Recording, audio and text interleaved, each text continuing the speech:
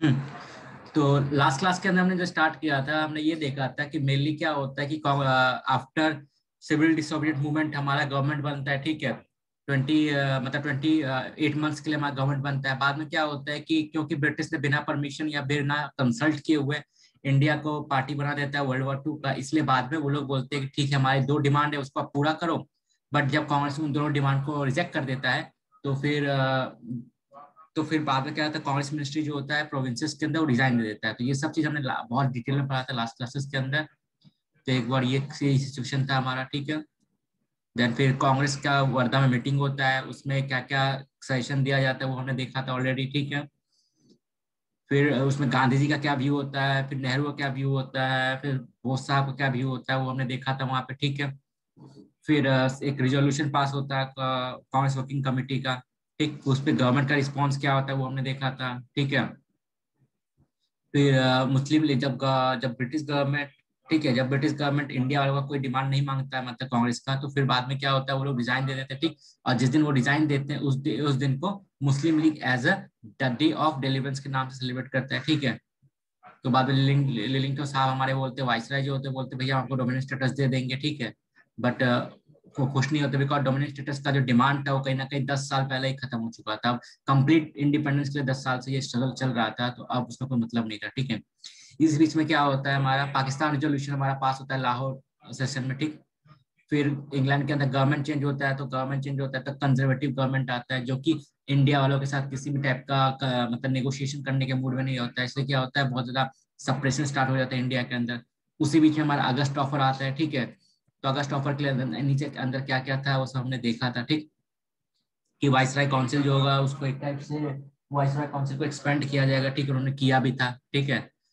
जिसमें से majority of जो लोग थे वो इंडियंस थे, ठीक। उसके बाद बोला था कि भैया हम लोग एक आफ्टर वॉर जो है हम लोग एक कॉन्स्टिट्यूशन कमेटी बनाएंगे, जिसमें कि भैया असेंबली बनाएंगे, जिसमें कि आप लोग अपना नॉमिनेट होकर भी जा सकते हो, इलेक्ट होकर भी जा सकते हो, फिर बाद में आप लोग अपना कॉन्स्टिट्यूशन बनाते रहना, ठीक।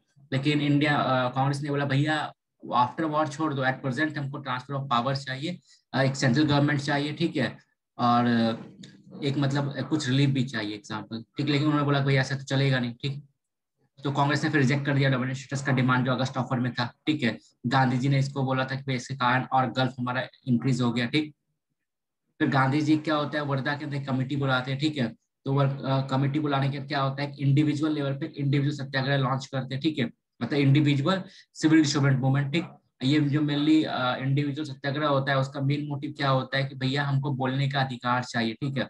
क्योंकि क्या होता था उस समय, एक जब वॉर चल रहा था तो उस समय ब्रिटिश गवर्नमेंट ने एक डिफेंस एक्ट लगा दिया था। उसके अकॉर्डिंग क्या था, अगर आप कुछ भी वॉर के अगेंस्ट में बोलते हो तो आपको जेल कर दिया जाएगा, ठीक है। इसलिए तो तो इसलिए क्या था, उस राइट्स को, या फिर आप जेल करने जो कर रहे हो ये गलत बात है, बोलना हमारा अधिकार है, तो उस राइट को प्रोटेक्ट करने के लिए ये चीज बोला जाता है भैया हम ओपनली वॉर के बारे में बोलेंगे, ये लॉ को तोड़ेंगे, आपको अरेस्ट करना है आप अरेस्ट कर लो, ठीक है। तो ये चीज चला। लेकिन बाद में क्या होता है, गांधी जी फिर इसको एक टाइप से सस्पेंड कर देते हैं इस मूवमेंट को, ठीक है। उसके बाद इसी बीच में क्या होता है, हमारा क्रिप मिशन आता है, ठीक। तो क्रिप मिशन भेजने के पीछे रीजन क्या होता है कि जापान जो होता है वो हमारा म्यांमार तक ऑक्युपाई कर लेता है, ठीक। तो ब्रिटिश गवर्नमेंट को ये डर लगता है कि भैया अगर इंडिया के अंदर डिस्टेबलाइज होगा मेरा, तो जापान को एक मौका मिल जाएगा इंडिया को इन्वेट करने का, ठीक है। तो इसलिए वो चाहता था कि इंडिया के अंदर जो सिचुएशन है वो थोड़ा कंट्रोल हो जाए, और जिससे कि हम लोग को इंडिया के अंदर जो सोल्जर्स है, मैन पावर है, हम लोग को मिल पाए, जिससे कि हम जापान का सामना कर पाए, और अलग अलग वर्ल्ड के एरिया में इंडियन सोल्जर्स को भेज के मतलब एक टाइप से वॉर में अच्छा परफॉर्म कर पाए, फिर जीत पाए, ठीक है।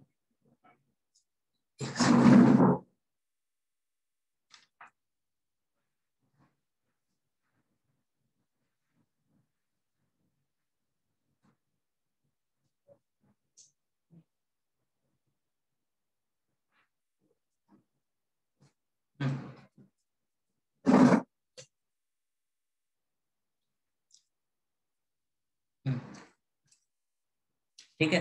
तो देख लिया हमने किस सिचुएशन में क्रिप मिशन को भेजा भेजा उसने, ठीक है। तो क्रिप मिशन का मेन मोटिव क्या था, in March 1942 a mission was sent to India with constitutional proposal to seek Indian support for the war, ठीक है। ऐसा क्या क्या रीजन था कि इसको भेजना पड़ा। एक तो रीजन ये था कि भैया इंडिया के स्टेबिलिटी है उसके लिए भी जरूरी था कि भैया आपको नेगोशिएटिंग चैनल्स को ओपन रखना, ठीक। तो secure full Indian cooperation and support for the effort in World War II, pressure on Britain from the allies USA, USSR and China to seek Indian cooperation. ठीक है, Indian nationalists had agreed to support the allied cause if adequate power was transferred immediately and complete freedom, complete independence given after the war. ठीक, आप commit, आप at present आप adequate power transfer करो एक national government बना के. Second, आप ये commit करो कि भैया war के बाद हम आपको independence देंगे. ये दो था इंडियंस लोग का डिमांड. तो Gandhi was oppose to Indian movement involvement. तो स्टार्टिंग में क्या था, गांधी जी जो थे हमारे स्टार्टिंग से ही इस वॉर का पार्ट नहीं चाहते थे होना. ठीक है, क्योंकि वो एक प्रिंसिपल के भी अगेंस्ट था, प्लस उनको ब्रिटिश के इंटेंशन पे भी मतलब शक था कि भैया ये लोग सही में देंगे या नहीं देंगे. ठीक है, लेकिन क्या होता है कि कांग्रेस के जो अदर लीडर्स होते हैं हमारे, ठीक, एक चीज याद देखना कि कांग्रेस के लीडर यहाँ पे महात्मा गांधी नहीं थे, क्योंकि महात्मा गांधी ने 1934 के अंदर ही कांग्रेस से रिजाइन दे दिया था. ठीक है, तो बस वो एक मार्गदर्शक मंडल होता है ना, बस गांधी जी एक तरह से बोल सकते हैं कि बस उस मंडली में थे, जो भी है. तो बाद में क्या होता है, कांग्रेस की तरफ से क्या होता है कि राजगोपालाचारी, ठीक है, सरदार वल्लभ भाई पटेल, मौलाना आजाद, जवाहरलाल नेहरू, ठीक, इन्होंने क्रिप मिशन के साथ बातचीत किया और एक टाइप से ये बोला कि भैया हम फुल सपोर्ट देंगे. ठीक है, लेकिन हमको बदले में सेल्फ गवर्नमेंट और इंडिपेंडेंस चाहिए. तो क्रिप मिशन का मेन प्रपोजल्स क्या क्या होता है, ये बोलता है भैया an all in Indian union with dominant status would be setup. ठीक, मतलब क्या कि भैया एक डोमिनेंट स्टेटस बनाएंगे जिसमें कि मतलब कुछ सॉवरिटी पावर उसके पास रहेगा, ये डिसाइड करने का पावर कि भैया किस इंटरनेशनल इंस्टीट्यूट को आपको ज्वाइन करना है नहीं करना है. ठीक है, वो आपके ऊपर डिपेंड करता है. An all India an Indian union with dominant status would be set up. It would be free to decide it relation with the Commonwealth and free to participate in the United Nations and other international bodies. After the end of the war, Constituent Assembly would be formed to frame a new constitution. ठीक, एक कल already हम लोगों ने कर लिया था वैसे. तो members of this assembly would be partially elected by the provisional assembly through a proportional representation and partially nominated by the president. ठीक, मतलब ये कि भैया एक हम यूनियन बनाएंगे इंडिया का. ठीक है, उसमें क्या होगा कि जिन स्टेट्स का मन है वो ज्वाइन कर सकता है. ठीक है, और जिनका मन नहीं अपना सेपरेट कॉन्स्टिट्यूशन बना सकता है. जो लोग ज्वाइन करेगा वो लोग मिलकर आपस में कॉन्स्टिट्यूशन बनाएगा, और जो लोग ज्वाइन नहीं करना चाहता है वो भी आपस में वो भी इंडिविजुअल लेवल पे अपना कॉन्स्टिट्यूशन बना सकता है. ठीक है, और जो लोग इसको ज्वाइन करेगा उसमें जो लोग जाएंगे इलेक्ट होकर कॉन्स्टिट्यूशन असेंबली के अंदर दो टाइप के होंगे. ठीक है, जो ब्रिटिश इंडियन टेरिटरी के अंदर जो लोग हैं वो लोग अपना रिप्रेजेंटेटिव चुनेंगे. ठीक है, और जो एरिया प्रिंसली स्टेट्स के अंदर है तो उस एरिया में प्रिंस जो है वहाँ के राजा जो है वो अपना नॉमिनेशन भेजेंगे. ठीक है, नॉमिनेट करके लोगों को भेजेंगे वहाँ पे. ठीक, इस टाइप से था. लेकिन इसमें कहीं ना कहीं बाल्कनाइजेशन था, मतलब क्या इंडिया को बहुत पार्ट टोटल. क्योंकि सिंपल से बात है, जब हर राजा को अपना ऑप्शन मिल रहा है अपना मतलब अलग कॉन्स्टिट्यूशन बनाने का, तो क्यों यूनियन को ज्वाइन करेगा. ठीक है, तो इसलिए सिंपल बात है कांग्रेस इसको भी रिजेक्ट करेगा.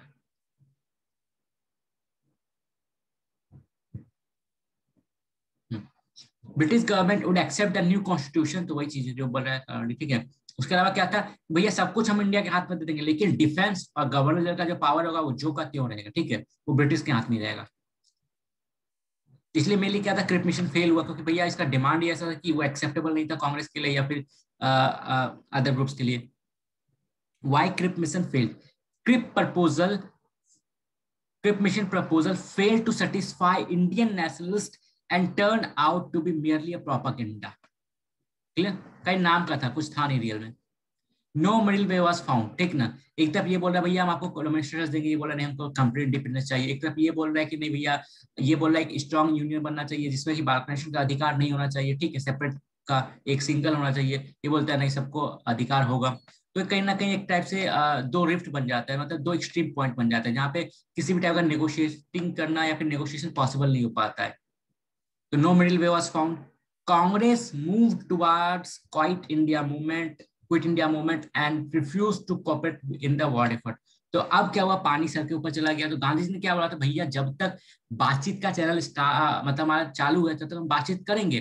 ठीक ना, हम बातचीत करने का सारा चैनल को मतलब अडॉप्ट करेंगे उसका. लेकिन जब वो फेल हो जाएगा, बातचीत सभी स्तर पे बातचीत फेल हो जाएगा, उसके बाद लास्ट में हम एक मास लेवल पे क्विट इंडिया मतलब एक मूवमेंट स्टार्ट करेंगे. यहाँ तक क्लियर है स्टोरी? हेलो. अब क्रिप मिशन के प्रपोजल्स के ऊपर कांग्रेस का क्या क्या था, हमने प्रपोजल ऊपर देख लिया. ठीक है, अब देखते हैं कांग्रेस का क्या क्या ऑब्जेक्शंस था. Offer of dominant status instead of complete independence. तो वही बात है कि भैया पुराने चीज का रटे रटाया बात कर रहे हो. ठीक है, तो अब वो सब चीज पुराना हो चुका है।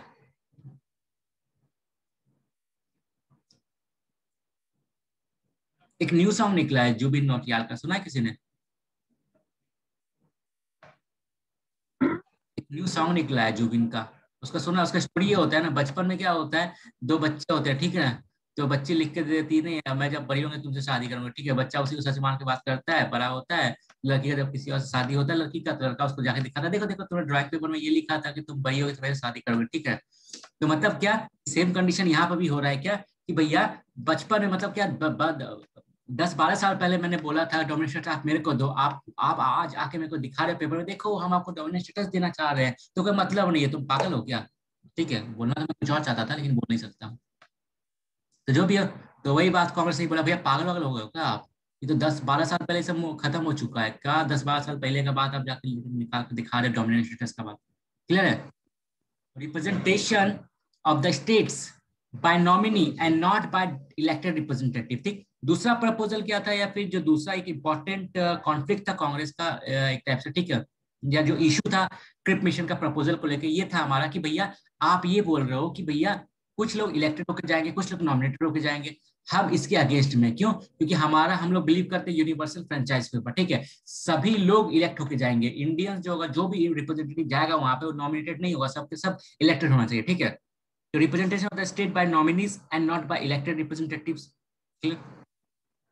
Right of the provinces to succeed as this went against the principle of national unity। वही बात है कि सबको अलग अलग रहने का अधिकार मिल जाएगा, अलग अलग कॉन्स्टिट्यूशन बनाने का अधिकार मिल जाएगा, तो नेशनल यूनिटी कहां से रहेगा फिर? Absence of any plan for immediate transfer of power. और दूसरा बात क्या था, जो इंपॉर्टेंट डिमांड था कांग्रेस का, दो इंपॉर्टेंट डिमांड था, ठीक, जब से वॉर स्टार्ट हुआ तब से दो इंपॉर्टेंट डिमांड था कांग्रेस का, क्या कि भैया आप इमीडिएटली कुछ पावर ट्रांसफर करो एक नेशनल गवर्नमेंट बना के। सेकंड क्या कि आप ये कमिट करो कि after the war of India को इंडिपेंडेंस हो गया, तो ब्रिटिश दोनों क्वेश्चन पे नान लोग कर रहा था, ठीक ना, टेढ़ा मेरा उल्टा सीधा जवाब दे रहा था, ठीक। हाँ, तो वही है कि कोई क्रिप मिशन के अंदर कोई भी प्लान नहीं था जिससे कि इमीडिएट ट्रांसफर ऑफ पावर का प्रोविजन हो, ठीक है, और कोई भी मतलब इंडिया को डिफेंस के अंदर कोई शेयर नहीं मिल रहा था, क्योंकि उसका प्रोविजन क्या था कि जो डिफेंस होगा वो ब्रिटिश के पास रहेगा, ठीक है, और गवर्नर का जो पावर रहेगा वो भी सेम का सेम रहेगा, ठीक। तो ये भी नागवार था कांग्रेस को।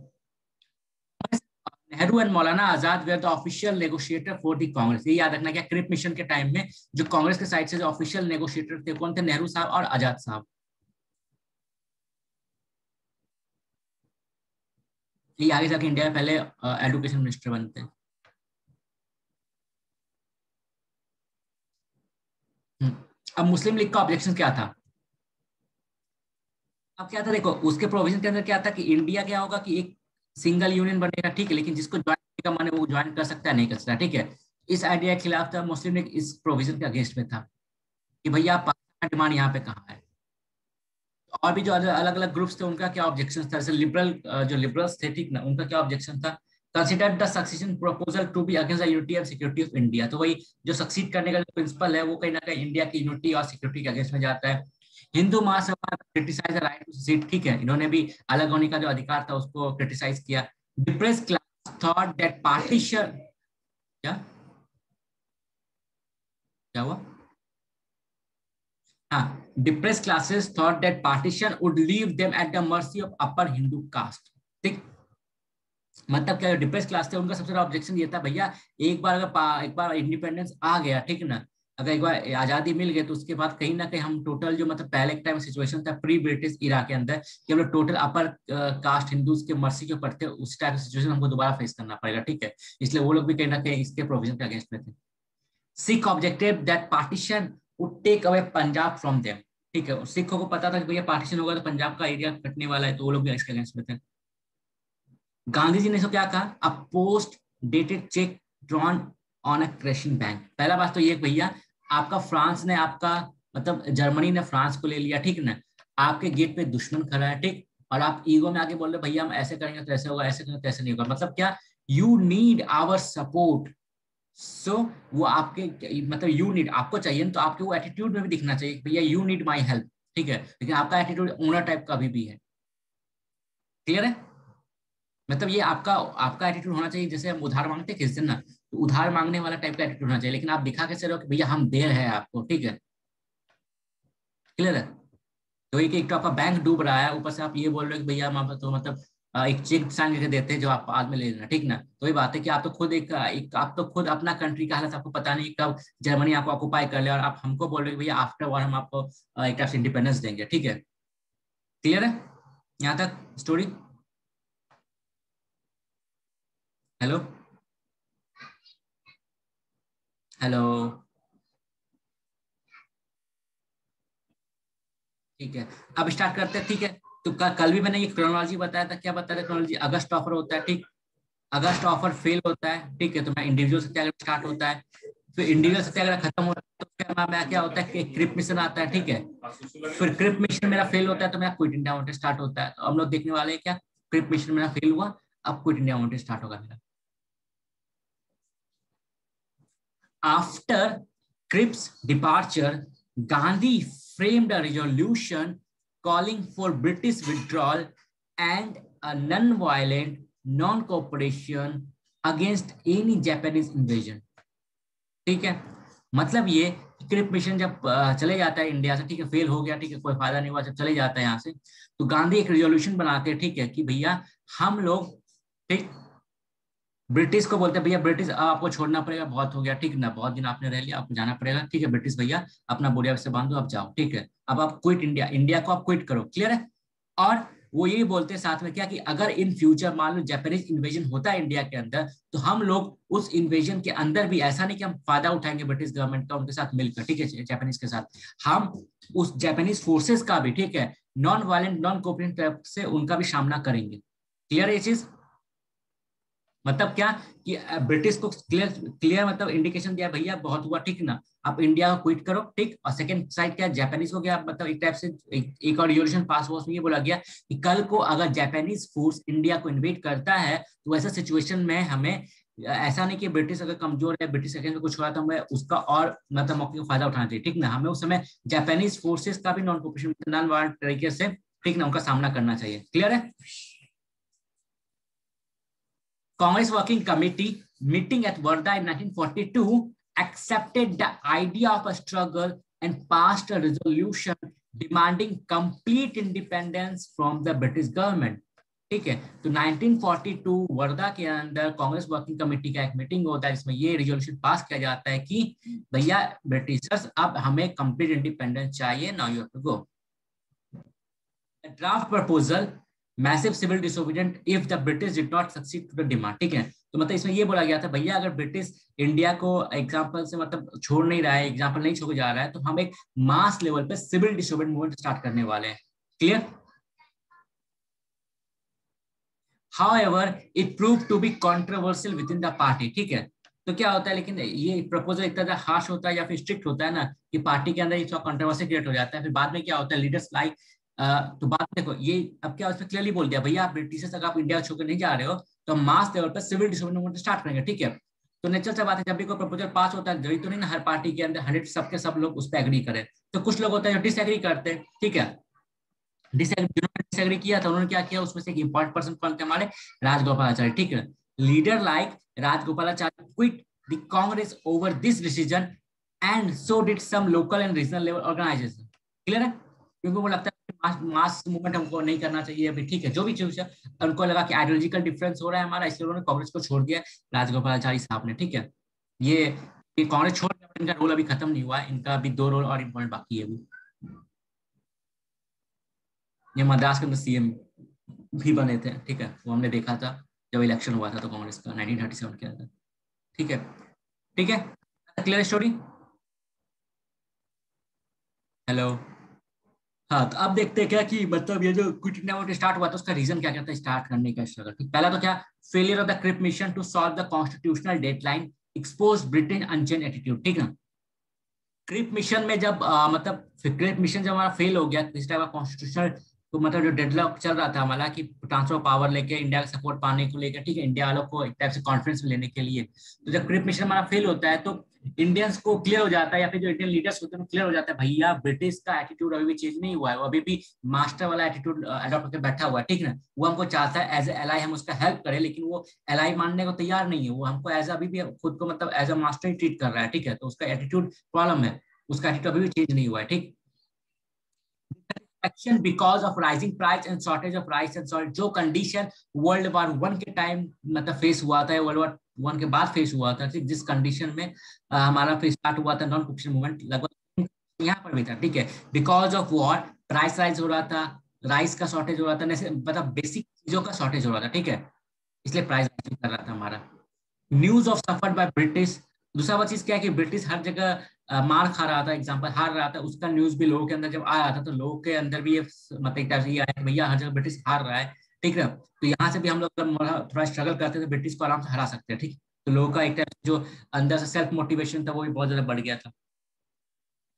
Suffered by British, popular faith in the stability of British rule was so low that people were withdrawing deposits from bank and post office, ठीक। मतलब क्या लोगों ने जो ब्रिटिश इंस्टीट्यूशंस के अंदर, बैंकों के अंदर, इंश्योरेंस कंपनीज के अंदर जो पैसा से लगा डाला हुआ था ना, तो अब क्या था कि ब्रिटिश सब जगह हार रहा था। दूसरा चीज क्या कि इंडिया के अंदर सिचुएशन ऐसा हो रहा था, तो मेनली हो रहा था कि लोगों का एक तरह से फेथ जो था ब्रिटिश गवर्नमेंट के ऊपर कहीं ना कहीं लग रहा था भैया स्टेबल नहीं है, ठीक ना। जब अब ऐसा लगता है कि भैया इकोनॉमी के अंदर, मैं बताया था ना, जब इकोनॉमी के अंदर लगे कि स्टेबिलिटी नहीं है मेरा, तो क्या होता है कि सिंपल लोग अपना जो बिजनेस वगैरह है डिक्लाइन होना स्टार्ट करता है, इकोनॉमी डिक्लाइन होना स्टार्ट करता है, ठीक। लोगों का कॉन्फिडेंस कम होता है गवर्नमेंट के ऊपर, तो लोग क्या करेगा, अपना पैसा वगैरह बैंकों से निकाल देगा, तो पैसा वाला निकाल देगा तो गवर्नमेंट के पास पैसे की कमी हो जाएगी एक टाइप से, ठीक है। अब ये बैंकों से लोग पैसा निकालेगा तो गवर्नमेंट के पास पैसे की कमी कैसे होगी, उसका जवाब यहाँ मैं नहीं दूंगा क्योंकि उसके लंबा चौड़ा हो जाएगा। बस ये समझो कि गवर्नमेंट क्या होता है, बैंकों में जब हम पैसा जमा करते हैं, ठीक है ना, बैंक क्या करता है, उन पैसों का यूज करता है गवर्नमेंट बॉन्ड को खरीदने के लिए, ठीक। गवर्नमेंट बॉन्ड बेच के क्या होता है, गवर्नमेंट को पैसा मिलता है जिससे वो अपना डेफिसिट भरता है, क्लियर है। तो अगर मान लो बैंकों के पास पैसा ही कम होगा तो गवर्नमेंट बॉन्ड खरीदेगा कहाँ से, गवर्नमेंट बॉन्ड खरीदेगा नहीं तो गवर्नमेंट के पास पैसा कहाँ से आएगा अपना डेफिसिट पूरा करने के लिए, क्लियर है। क्लियर है कि नहीं, तो सेम कंडीशन वहां पे हुआ, ठीक है। अब क्या होता है, ऑल इंडिया कांग्रेस कमेटी का मीटिंग होता है कहाँ पे, बॉम्बे के अंदर, ठीक। तो यहाँ पे क्या होता है कि कांग्रेस कमेटी जो होता है क्विट इंडिया रेजोल्यूशन अडॉप्ट करता है, ठीक है, अडॉप्ट करता है जो कि उसने वर्धा के अंदर पास किया था, ठीक। The All India Congress Committee accepted this resolution with some modification. तो ये याद रखना है कि वर्धा के अंदर जो कांग्रेस वर्किंग कमेटी ने जो रेजोल्यूशन पास किया था, ठीक है, तो उसके ऊपर एक तरह से देखो, वो तो क्या था कि 15, ठीक ना, कांग्रेस वर्किंग कमेटी का, ठीक, उन्होंने पास किया था। अब क्या होता है, जब ऑल इंडिया कांग्रेस कमेटी का जो मीटिंग होगा, ठीक ना, उसमें क्या होता है, बहुत सारे मेंबर्स होते हैं, ठीक है, हर रीजन से आते हैं, ठीक है। तो मेनली क्या होता है, उनके पास प्रपोजल रखा गया, ठीक है, उन लोगों ने उस प्रपोजल को एक्सेप्ट किया जो वर्धा में पास हुआ था विद सम मॉडिफिकेशन, क्लियर है। इसलिए क्या था, 8 अगस्त 1942 को हमारा क्विट इंडिया मूवमेंट स्टार्ट होता है, यहाँ पे बोला था अब हम स्टार्ट करते हैं। अब क्या था, अब ये चीज हुआ, ठीक ना, तो उन्होंने एक्सेप्ट कर लिया इस मूवमेंट को, भैया मूवमेंट होगा। अब क्या होता है, ब्रिटिश चाहता ही नहीं था, स्टार्टिंग से ब्रिटिश इस बात को लेकर कंसर्न था, भैया एक तो सिचुएशन ऐसा ही खराब है, ठीक है, हमारा ऑलरेडी ऐसे थोड़ा सा लोगों ने थोड़ा सा मतलब छूट दे दिया तो और फिर सर पे चढ़ जाएगा, तो और मतलब सिचुएशन खराब हो जाएगा हमारे लिए, ठीक। ब्रिटिश गवर्नमेंट ने क्या किया, जैसे ही इन्होंने बोला कि हम क्विट इंडिया मूवमेंट स्टार्ट करने वाले, अगले दिन ही सब के सब लीडर्स को उठा लिया गया। British were prepared to act. The very next day, on 9th August, eminent Congress leaders like Mahatma Gandhi, Vallabhbhai Patel, Jawaharlal Nehru and Abul Kalam Azad were arrested. ठीक, और जब वर्ल्ड वॉर टू चला, जब तब तक इन सारे लोगों ने अपना जो लाइफ था मतलब पूरा जेल में ही काटा, ठीक है, उस पूरा टाइम पीरियड को उन्होंने जेल में काटा, मतलब क्या कि टॉप मोस्ट लीडर्स को हटा दिया गया था, ठीक है, क्लियर। इसलिए क्या होता है, क्विट इंडिया मूवमेंट को हम लोग लीडरलेस मूवमेंट भी कहते हैं, तो जितने भी लीडर थे वो सब जेल में थे, तो क्लियर है। अब क्विट इंडिया रेजोल्यूशन जो पास होता है उसका क्या डिमांड था, तो demand end into British rule in India, ठीक। Second, declare commitment of free India to defend itself against all type of fascism and imperialism, ठीक है, कि हमको भैया आप कमिट करो कि आप हमको डिक्लेयर दोगे, इंडिया को इंडिपेंडेंट दोगे, ठीक है, जिससे कि इंडिया अपने बलबूते पे हर टाइप के फासिज्म और इंपीरियलिज्म से लड़ सके। Form a provincial government of India after British withdrawal, ठीक। Sanction a civil disobedience movement against British rule, Gandhi as a leader of the struggle। तो ये देखो दो चीज होता है, एक क्या होता है, एक पार्टी पॉलिटिकल पार्टी में किसी का नाम देते हैं भैया ये हमारे लीडर है, इस मूवमेंट को लीड कर रहे हैं, ठीक है, अभी जेल में सब लोग जेल में, ठीक। तो अल्टीमेटली देखा जाए तो क्विट इंडिया मूवमेंट जो होता है, ठीक है, तो वो एक मूवमेंट होता है, इस बात को हमेशा याद रखना, क्वेश्चन आ भी चुका है, यहाँ पे गलती भी कर चुका है बहुत लोगों ने। Quit India movement was a leaderless movement, ठीक है, इसमें कोई लीडर नहीं था, तो जितने भी लीडर थे वो सब जेल थे, ठीक है। और सेकंड चीज क्या, स्टार्टिंग में से बोला कि महात्मा गांधी इसके कांग्रेस ने अपना लीडर बनाया महात्मा गांधी को, भैया हमारी तरफ से ये लीड कर रहे हैं, ठीक है, मतलब मूवमेंट को लेकर। अल्टीमेटली वो भी जेल में थे, तो कोई लीडर मेन बाहर था नहीं, ठीक है, जितने भी लीडर थे वो अंडरग्राउंड होकर काम कर रहे थे, हम आगे देखेंगे, क्योंकि वो सरफेस पे आते के साथ ही फिर अरेस्ट वगैरह हो जाया करता था। तो all the top leaders of the Congress were arrested and taken to unknown destination. Take removal of established leaders left the younger and militant elements at their own initiative. ठीक है, clear? टॉप मोस्ट लीडर्स गायब हो चुके हैं हमारा, ठीक है। अब क्या हुआ कि जो यंग मतलब स्टूडेंट्स होंगे, यंग पर्सन होंगे, ठीक है, जो मिलिटेंट टाइप एलिमेंट्स होंगे, ठीक है, वो अपने लेवल पे कुछ करेंगे, कि उनको तो ऊपर डायरेक्ट देने वाला कोई है नहीं, बचा नहीं ऊपर से। Since there were no leader outside the movement become violent. Simple, जब थे नहीं बाहर में जो समझाते समझाते कुछ भी करते, तो अब सिंपल सा बात है ना कि लीडर गायब हो गया, तो अब जो फॉलोअर्स हो क्या करेंगे, उससे ज्यादा वो तो प्रिंसिपल बेस्ड होते नहीं, ये सिंपल सा बात है। तो फिर इसलिए क्या होता है, मूवमेंट हमारा वायलेंट हो जाता है। मतलब क्या होता है, देखो ओवरऑल देखा जाए तो non quit India movement was non violent movement, ठीक है, लेकिन लास्ट स्टेज में क्या होता है कि थोड़ा सा वायलेंट होता है। The people burn the government offices and violence could not be control by the Congress, ठीक है, तो उन्हें स्टार्ट कर दिया बट अल्टीमेटली कंट्रोल नहीं कर पाए। तो British government moved an army and more than 1 lakh people were arrested, ठीक है।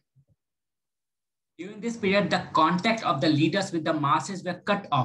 Later, the Congress Party was banned. देखो, कांग्रेस पार्टी दो बार बैंड होता है, एक क्या होता है मेरा नॉन सिविल डिसोबीडियंस मूवमेंट के टाइम में बैंड होता है, ठीक है, और एक होता है मूवमेंट के टाइम में बैंड होता है।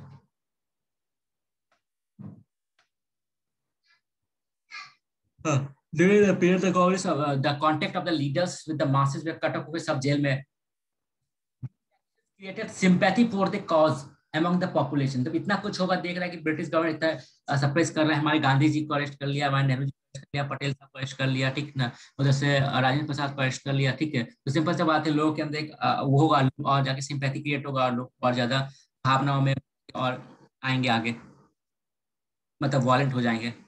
Despite lack leadership, large protest and demonstration were held all over the country, ठीक है, बड़े लीडर नहीं था, कोई डायरेक्ट लीडरशिप नहीं था, लेकिन तब भी बड़ा बड़ा प्रोटेस्ट हुआ कंट्री के अंदर। Workers remain absent and the strike were called, ठीक है, वर्कर्स जाते नहीं थे, काम ही नहीं करेंगे इंडस्ट्री के अंदर, स्ट्राइक वगैरह को कॉल किया गया, स्ट्राइक वगैरह कर दिया गया वर्कर्स के साइड से। और डेमोन्स्ट्रेशन वेयर पीसफुल, ठीक है, हालांकि ज्यादातर डेमोन्स्ट्रेशन था वो पीसफुल था, लेकिन सब के सब ने 100% non violent is too much practical. Not all demonstrations were peaceful. At some place, bombs exploded, government buildings were set on fire, electricity was cut, and transport and communication lines were damaged. क्योंकि देखो quite India movement ऐसा था ना कि इसमें क्या था, कांग्रेस ने स्टार्ट किया था, लेकिन सोसाइटी के जो अलग अलग पार्ट के थे लोग, इसका मोटिव क्या था, देखो जो इंडिया के हमारे रिवोल्यूशनरी ग्रुप थे, उनका क्या मोटिव था, उनका ये मोटिव था ना भैया ब्रिटिश गवर्नमेंट को खदेड़ के भगाना है, ठीक है, कांग्रेस का भी यही मोटिव था, खदेड़ के भगाना है। अब क्या हुआ कि जब खदेड़ का भगाने वाला जो मूवमेंट स्टार्ट हुआ था, ठीक है, तो रिवोल्यूशनरी ग्रुप था, जो मिलिटेंट ग्रुप था, उनको भी लगा कि भैया तो पर्पस एक ही है, तो फिर उन्होंने भी अपने सीक्रेट लेवल पे अपना मतलब इस मूवमेंट को इंडायरेक्टली सपोर्ट करने के लिए, ठीक ना, एक तरह से ये चीज स्टार्ट कर दिया, बोल सकते हैं। यहाँ तक क्लियर है?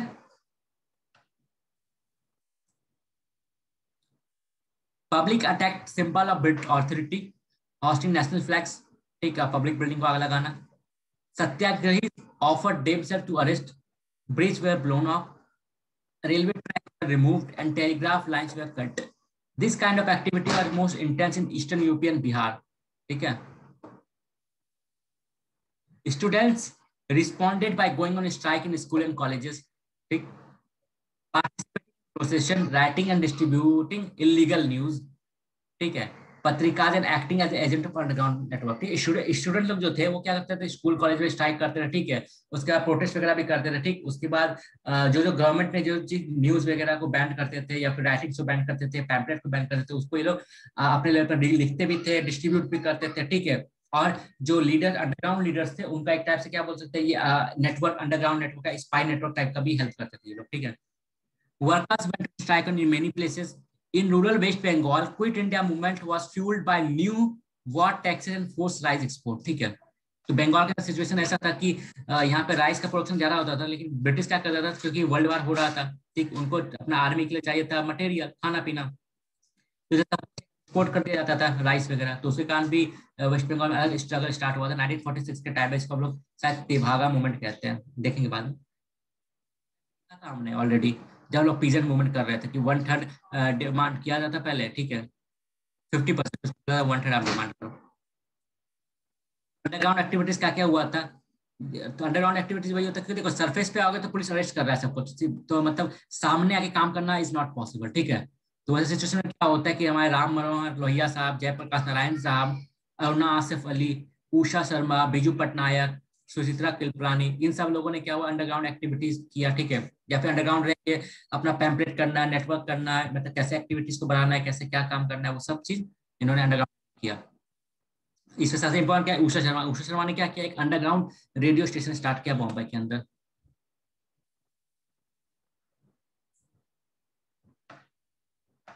यहाँ तक क्लियर है, कुछ पूछना है यहाँ तक? हेलो हेलो, ठीक है चलो। अब क्या होता है, जैसे मैंने क्या बताया कि बहुत सारे जगह पे क्या हुआ, लोगों ने पब्लिक बिल्डिंग, मतलब ब्रिटिश गवर्नमेंट का जो बिल्डिंग था वो जला दिया, ठीक है, कम्युनिकेशन चैनल तो ब्रेक डाउन कर दिया, रेलवे ट्रैक उखाड़ दिया। तो इससे क्या हुआ अल्टीमेटली कि कुछ कुछ एरिया में क्या हुआ कि उन लोगों ने मतलब ब्रिटिश गवर्नमेंट को या ब्रिटिश एडमिनिस्ट्रेशन को वहां से भगा के अपना लोकल लेवल पे गवर्नमेंट बना लिया, ठीक है, जिसको हम लोग कहते हैं पैरेलल गवर्नमेंट। पैरेलल गवर्नमेंट इसलिए क्योंकि ऑलरेडी ब्रिटिश गवर्नमेंट रूल कर ही रहा है, लेकिन छोटे लेवल पे उन्होंने क्या किया, ब्रिटिश एडमिनिस्ट्रेशन को हटा के वहां अपना कर दिया। तो पैरेलल गवर्नमेंट कहाँ कहाँ स्टैब्लिश हुआ था, इन बलिया अंडर चिट्टू पांडे, ठीक है। इन साहब ने क्या किया था, ब्रिटिश एडमिनिस्ट्रेशन को वहां से खदेड़ के भगा दिया, तो बाद में कुछ टाइम तक अपना एडमिनिस्ट्रेशन वहां पे चलाया था लोकल लोगों की मदद से। In Tamluk Midnapore undertook cyclone relief work, ठीक है, यहाँ पे जो लोकल लेवल पर गवर्नमेंट फॉर्म हुआ था, पहले गवर्नमेंट, ठीक है, लोकल गवर्नमेंट जो फॉर्म हुआ था ब्रिटिश को भगाने के बाद कुछ टाइम के लिए, तो उन्होंने साइक्लोन रिलीफ वर्क में काम किया, ठीक ना। स्कूल को ग्रांट दिया, ठीक, उसके बाद जो चावल वगैरह है रिच टू पुअर को ट्रांसफर किया, ठीक है। उसके बाद विद्युत वाहिनी सभा टाइप का बनाया यहाँ पे, ठीक। इन 17 प्रति सरकार was organized under leader like YB Chauhan and Nana Patil, ठीक है। Village libraries and Nyayadan Mandal they organise, Nyayadan Mandal मतलब वही जहाँ पे जस्टिस मिल सके। Prohibition campaign they carried on and Gandhi marriage were, Gandhi marriage में ऑर्गेनाइज मतलब क्या, ऐसा मैरिज जहाँ पे कोई लेन देन ना हो, टाइप, ठीक है, इस टाइप का।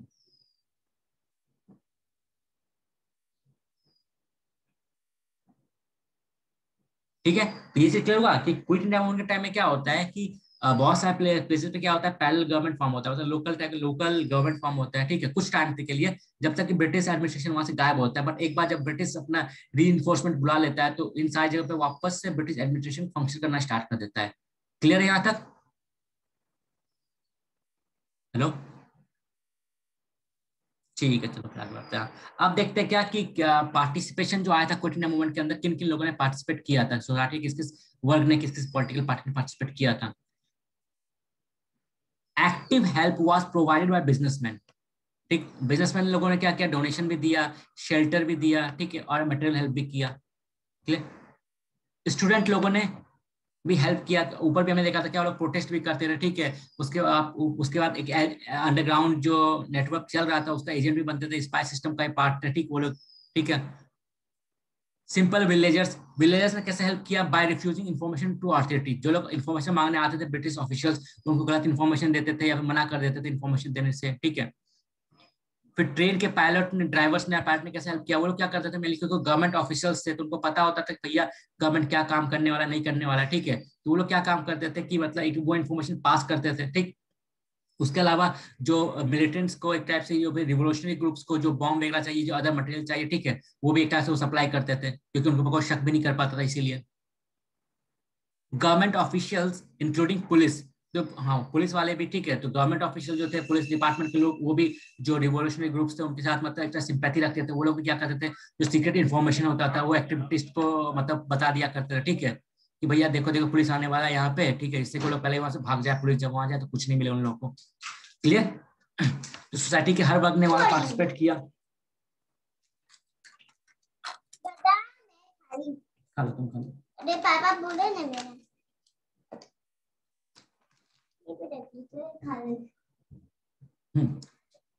ठीक है, तो ये हो गया।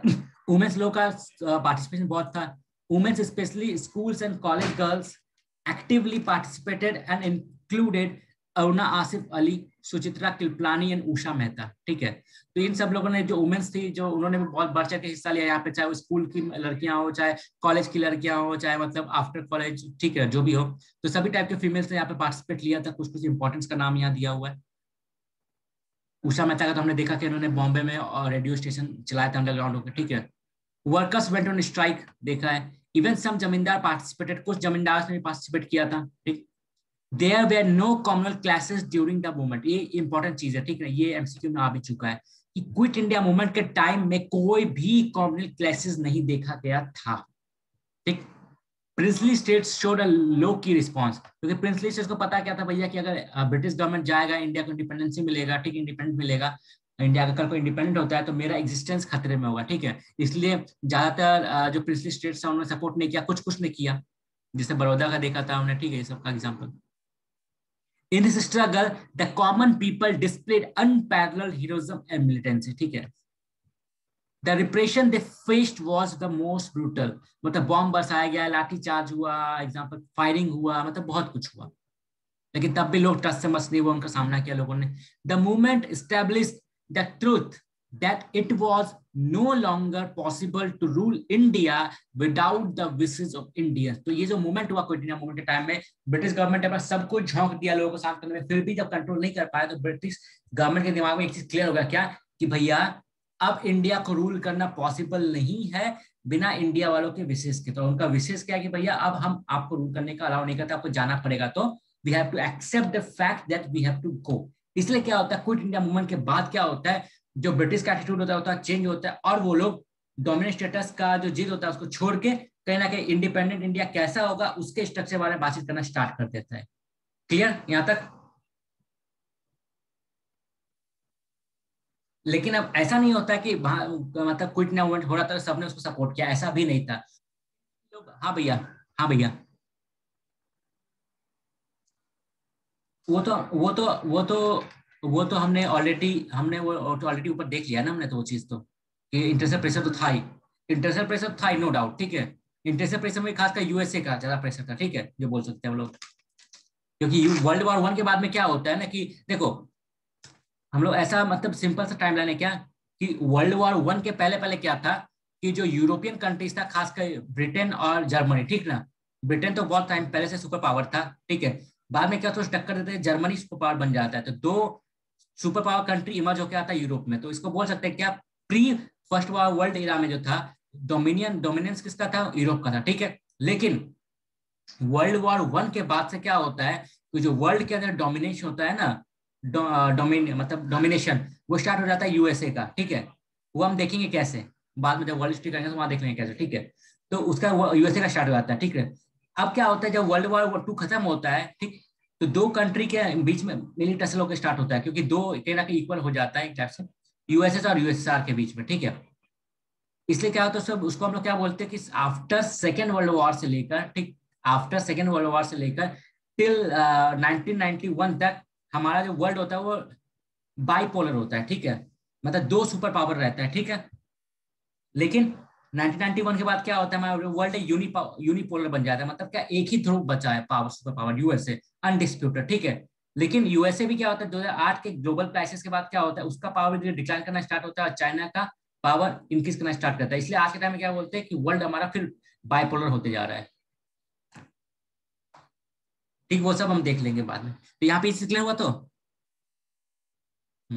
अब देखते हैं किन किन लोगों ने अपोज किया था क्विट इंडिया मूवमेंट का। ठीक, smaller parties like Hindu Mahasabha oppose the call. तो हिंदू महासभा ने, आरएसएस ने क्विट इंडिया मूवमेंट का अपोज किया था। क्लियर है, लेकिन महात्मा गांधी ने एंटी नेशनल नहीं बोला था। ठीक है, क्लियर है। तो Communist party of India strongly oppose the movement and supported the war. ठीक है, अब क्या था, अब क्योंकि देखो कम्युनिस्ट पार्टी ऑफ इंडिया जो उनका आइडियोलॉजी कहीं ना कहीं जो मैटर करता है वो अपना जो एक टाइप से आइडियल कंट्री या फिर जो मानता है एग्जाम्पल, ठीक है, या फिर आइडियल सिस्टम जो मानता है, अपना रोल मॉडल मानता है, वो मानता है रशिया को, ठीक है। तो क्या था, जब तक रशिया ने पार्टिसिपेट नहीं किया था वॉर के अंदर, ठीक है, क्लियर है, तब तक तो न्यूट्रल था, ठीक है, कि ठीक है भैया, ठीक है। लेकिन जब रशिया ने पार्टिसिपेट कर दिया तो नेचुरल सा बात है कि उन्होंने वॉर को सपोर्ट करना स्टार्ट कर दिया, क्योंकि वो लोग जिस साइड रशिया जाएगा उस साइड वही जाएगा, ठीक है। और सेकेंड चीज क्या था कि इसलिए क्या था कि वॉर में कौन, रशिया भी लड़ रहा है ब्रिटेन के साइड से, ब्रिटेन और रशिया एक तरफ से एलाई थे, ठीक है। तो सिंपल सा बात है कि अगर रशिया ब्रिटेन का एलाई है तो सिंपल सा बात है ब्रिटिश गवर्नमेंट के अगेंस्ट प्रोटेस्ट कर नहीं सकता, बिकॉज वो उसका एलाई है। तो इसलिए क्या था, कम्युनिस्ट पार्टी ऑफ इंडिया ने भी वॉर का में अंदर, ठीक है, इस क्विट इंडिया मूवमेंट को अपोज किया था और सपोर्ट किया था वॉर को। रीजन समझ में आया क्यों रशिया, समझ है, क्लियर है, ठीक है। कम्युनिस्ट पार्टी ऑफ, भैया ऑफ कर लो एक बार। Communist party of India strongly oppose the movement and supported the war despite support the quit India by many industrial workers, ठीक है। अब होता क्या, देखो, भले ही कम्युनिस्ट पार्टी ने स्टैंड लिया कि भैया हम वॉर को सपोर्ट करेंगे, ठीक है, क्योंकि भैया रशिया उसमें है, लेकिन क्योंकि भले वो पार्टी ने सपोर्ट किया, लेकिन जो वर्कर्स थे वो तो भैया इंडियंस ही थे ना, सिंपल सी बात है, मतलब पार्टी लीडर भी इंडियंस थे, लेकिन जो भी था, तो ज्यादातर जो वर्कर्स थे, इंडस्ट्रियल वर्कर्स थे, नॉर्मल वर्कर्स थे, उन्होंने क्या किया, इसलिए क्या हुआ, बाद में कम्युनिस्ट पार्टी ऑफ इंडिया ने अपना बहुत सारा मेंबर्स को खो दिया, ठीक है, क्योंकि जो मेंबर्स थे वो चाहते थे नहीं ये मौका अच्छा, हम लोग को इंडिपेंडेंस मिलना चाहिए, ठीक है, इस टाइप का चीज, वहां से फायदा क्या हो रहा है, ठीक है। लेकिन कम्युनिस्ट पार्टी का जो एक आइडियोलॉजी था, ये था, व्यू था, वो अलग था, तो इससे वर्कर्स, उसका ज्यादातर जो वर्कर्स था और जो मेंबर्स था और जो पार्टी लीडरशिप था, उसके बीच में एक आइडियोलॉजिकल डिफरेंस था। इसके कारण क्या हुआ, उसका मेंबरशिप भी बहुत कम हो चुका था, लोगों का था मोह भंग हो चुका था। Communist Party of India strongly opposed the movement and supported the war, despite despite support for Quit India by many industrial workers. In response, the British lifted the ban on the party. तो simple सा बात है, communist party of India ने क्या किया था, बोला था भैया कि हम क्विट इंडिया मूवमेंट का अपोज करते हैं, ठीक है, वॉर का सपोर्ट करते हैं, इसलिए ब्रिटिश के लिए तो अच्छी बात है। तो ब्रिटिश ने जो सभी पार्टी के ऊपर बैन लगा दिया था, तो बाद में कम्युनिस्ट पार्टी के ऊपर जो बैन लगा था वो हटा देता है, ठीक है, लेकिन कांग्रेस के ऊपर बैन कंटिन्यू रखते रहता है। यहाँ तक क्लियर है। The movement had less support in the princely states. तो सिंपल सी बात है, क्या प्रिंसली स्टेट्स को पता था कि भैया कल को अगर इंडिया इंडिपेंडेंट हो जाता है, ठीक, तो मेरा जो ये एक टाइप से जो टेरिटरी है वो भी चला जाएगा, ठीक है, मेरा जो एज है, बेनिफिट है, प्रिविलेजेस है मेरा, वो चला जाएगा, इसलिए वो लोग भी, उन्होंने भी खास सपोर्ट किया नहीं था क्विट इंडिया मूवमेंट को, ठीक है। The movement had less support in the princely states as the princes were strongly opposed and funded the opposition, ठीक है, जो मतलब कांग्रेस का अपोजिशन में था या ब्रिटिश गवर्नमेंट था, उसको स्ट्रांगली फंडेड भी किया था, भैया आप इसको दबाओ बनाओ, वरना अगर ऐसा मांग हमारे एरिया में उठना स्टार्ट कर दिया फिर तो हमारा राष्ट्र चला जाएगा। तो Muslim leaders oppose quit India movement, ठीक है। तो अब देखो यहाँ पर कोई डिफरेंसेस नहीं, क्या कि मुस्लिम लीग ने भी, या मुस्लिम लीग ने भी अपोज किया था क्विट इंडिया मूवमेंट का, और हिंदू महासभा ने भी अपोज किया था, ठीक है। तो Muslim leaders oppose quit India, Mohammad Ali Jinnah opposition to the call lead to a large number of Muslims cooperation with the British, ठीक है। तो उन्होंने ब्रिटिश गवर्नमेंट को कोऑपरेट करने के बाद सोचा था, किया था कि भैया हम ब्रिटिश गवर्नमेंट को वॉर को कोऑपरेट करेंगे, वॉर को सपोर्ट करेंगे। इसलिए क्या हुआ कि Muslim League gained large number of new members, ठीक है। Congress members resigned from provisional legislatures, enabling the league to take control in Sindh, Bengal and Northwest frontier. अब क्या था कि हमने क्या देखा था कि लगभग लीग को भी 6-7% वोट सीट्स मिला था, ठीक है। तो जहां जहां पे कांग्रेस गवर्नमेंट ने रिजाइन दे दिया था और जहां जहां नंबर्स था हमारा, ठीक है। अब देखो सिंपल सा बात है, मान लो 100 लोगों का असेंबली है, ठीक है, एक पार्टी को मान लो मिला है कि 55 सीट्स मिला है, ठीक है, क्लियर है। अब क्या है, 100 लोग की असेंबली में मेजोरिटी कितना चाहिए आपको, 51 चाहिए, क्लियर। अब 51 सीट्स आपको गवर्नमेंट बनाने के लिए चाहिए, तो क्या अगर आपके पास मान लो 55 सीट्स है तो आप गवर्नमेंट यहाँ बना ले रहे हो, क्लियर सा बात है, क्लियर है। लेकिन अब मान लो दूसरा पार्टी इसके पास मान लो कि 40 सीट है, ठीक है, वो तो गवर्नमेंट नहीं बना पाएगा यहाँ पर, क्योंकि भैया मेजोरिटी 51 चाहिए और आपके पास 55 है, ठीक है। लेकिन मान लिया जाए कल को आपने रिजाइन दे दिया, तो मतलब ये 55 गायब हो गया। अब जो असेंबली है उसका स्ट्रेंथ कितना बचा आपका, 45 बचा। तो सिंपल सा बात है, अगर टोटल स्ट्रेंथ 45 बचा है असेंबली का, तो मेजोरिटी के लिए कितना सीट चाहिए आपका, 23 सीट चाहिए। इसके पास 40 है, या मान लो 30 भी है इसके पास, तो ये आराम से गवर्नमेंट बना लेगा। तो सेम कंडीशन यहाँ पे हुआ कि जब कांग्रेस के मिनिस्टर्स ने एक टाइप से रिजाइन दे दिया, तो मुस्लिम लीग ने इसी सिंध में, बंगाल में और नॉर्थ ईस्ट फ्रंटियर में अपना गवर्नमेंट बना लिया। क्लियर है ये चीज कि नहीं।